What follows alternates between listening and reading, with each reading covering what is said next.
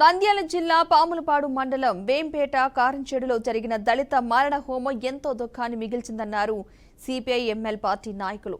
1991-97 మధ్య కారంచేడు వేంపేటలో జరిగిన దళితులపై దాడుల్లో మరణించిన వారికి నివాళులర్పించారు. ఈ సందర్భంగా పార్టీ నాయకులు ఆవేదన వ్యక్తం చేశారు. ఇంకా దళితులపై అక్కడక్కడ దాడులు జరుగుతున్నాయన్నారు.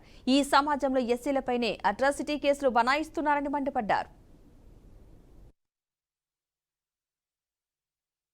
కారంచేడి వేంపేటలో అమరులైనటువంటి మృతవీరులకు జోహార్లు అర్పించాలనే ఉద్దేశంతో రాష్ట్ర వ్యాప్తంగా జరుగుతున్నటువంటి సిపిఎంఎల్ న్యూ డెమోక్రసీ పార్టీ ఆధ్వర్యంలో ఈ యొక్క కార్యక్రమం పోయిన నెల నుండి ఈ నెల వరకు కూడా కొనసాగించడం జరుగుతూ ఉంది. అందులో భాగంగానే నంద్యాల జిల్లా పాములపాడు మండలం వేంపేట గ్రామంలో ఈ యొక్క చంద్రపుల్లారెడ్డి స్తూపం వద్ద ఈ యొక్క మృతులకు జోహార్లు అర్పించడం జరిగింది.